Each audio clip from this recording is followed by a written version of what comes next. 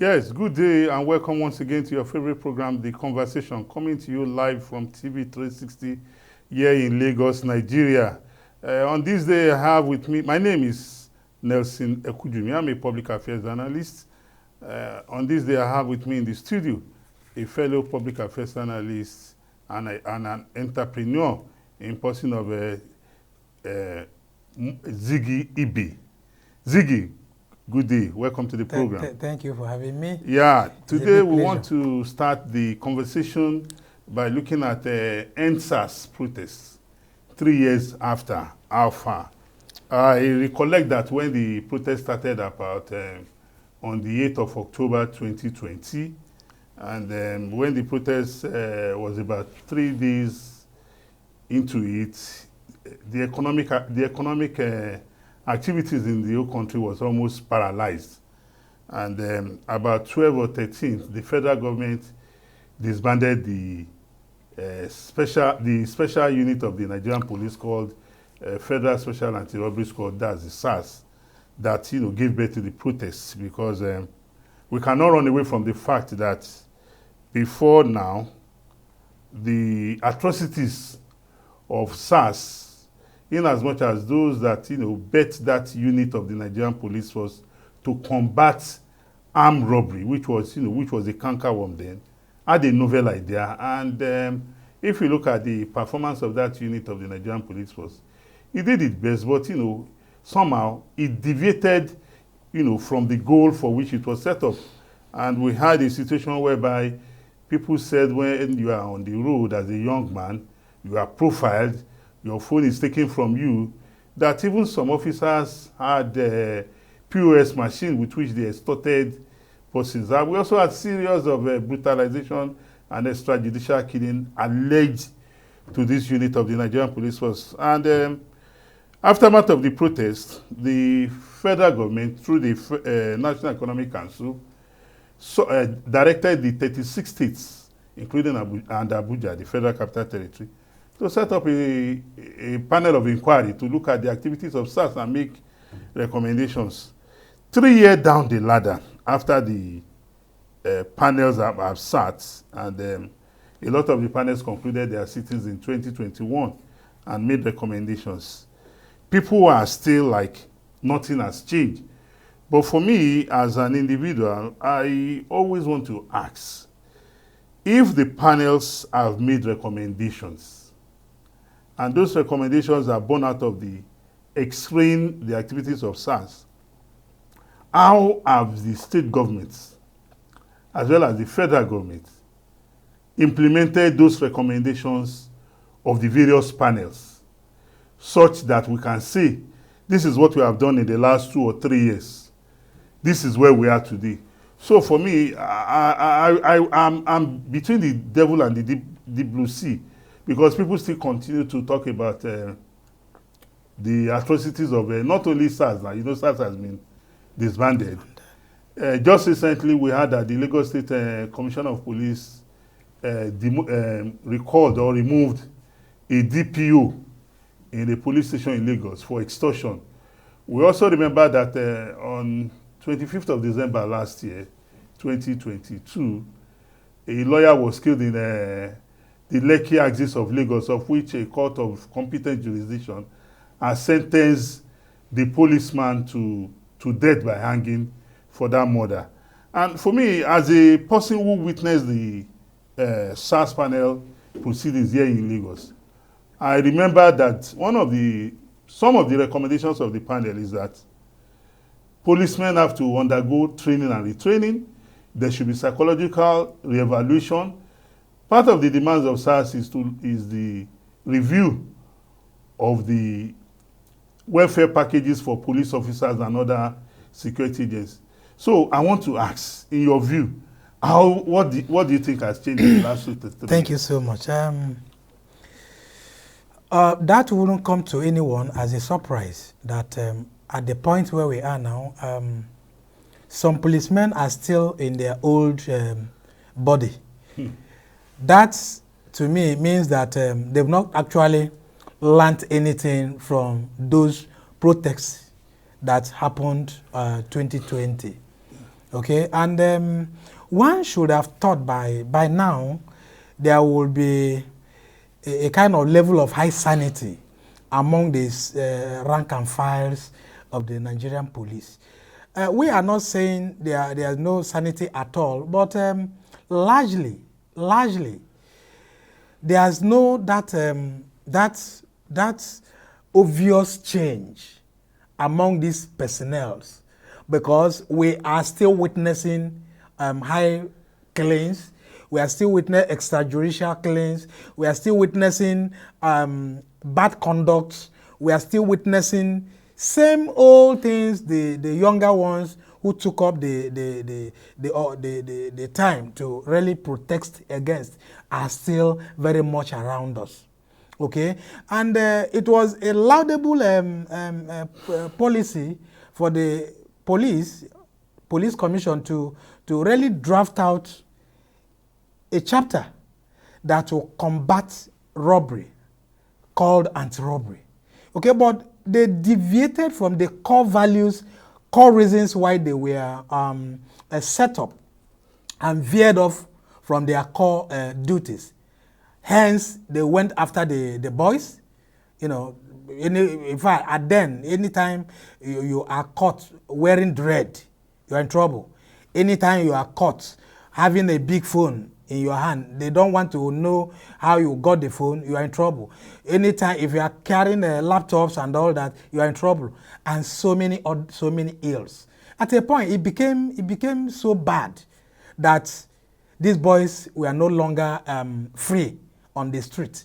And if you notice then, you see so many guys were unhooded, you know, yes, trying to hide their identity before these men.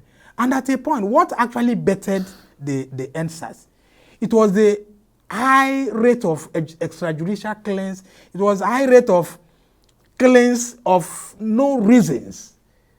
And it was very obvious that the people police were killing were not armed robbers, but they were labeled. Ziggy, you know? Even if they are armed robbers, the law does not give a policeman to the right kill them. To kill. You have you to understand? Take the person you have to take court. the person to court. It's only the court that can give that judgment. And the maltreatment that the boys, and even because at a point, every household in Nigeria had one degree of police brutality or the other. You are very correct. Okay, so correct. It became so that bad. Very rampant, yes. You understand? And the stories were just the same. Yes. Everywhere you go, it was the same. Everybody has his own stories to tell. I never had a personal encounter. You understand? I've had a million times. I've heard from so many persons around me, even in my neighborhood. Nobody was exempted. Nobody was exempted. Absolutely. So, and that what actually gave rise to that Endsars. Okay, yes. And you know, unfortunately,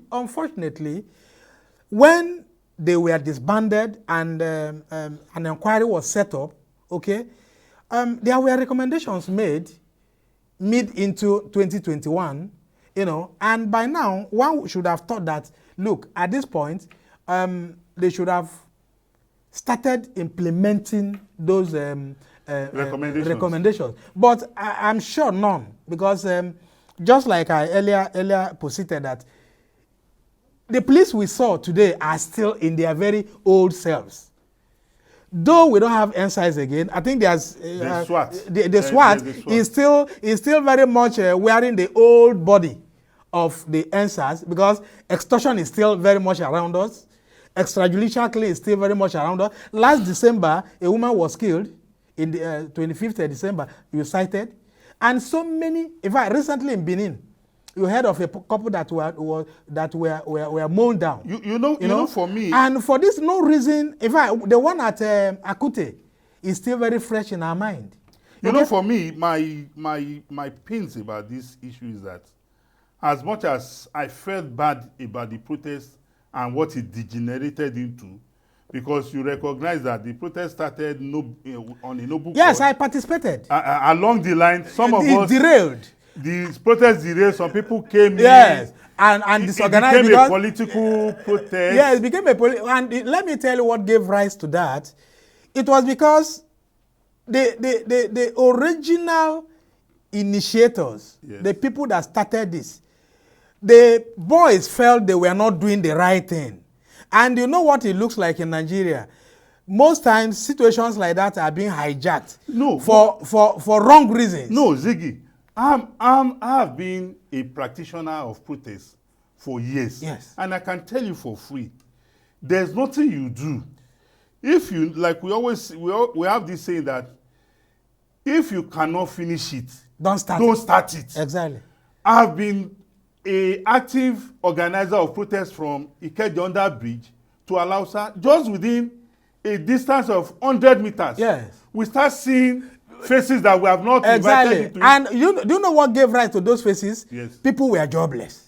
And more so, you know why Endsars was able to metamorphose into a bigger rally? Because at that point, people were there was school were not in session. And again, don't also forget, some persons who lost the 2019 general election were equally mobilized and saw it as an opportunity to destabilize the situation. Destabilize the country. Yes. Because I have information at my fingertips of political actors who were going from point to point, giving boys money to continue on the protest. That's right. And I'm also aware of the fact that some persons, even in government, were also part of those who sponsored that protest. But you see, you can't blame Nigerians sometimes when such issues are fueled or gaslighted by external forces. Police brutality, which was the major focus of that protest, was to so many babies. Exactly. Even because everybody had suffered, because every household had suffered one brutality or the other in different degrees. So they saw it as an opportunity to really vent their anger. Yeah. You understand? So they use it as a good channel to really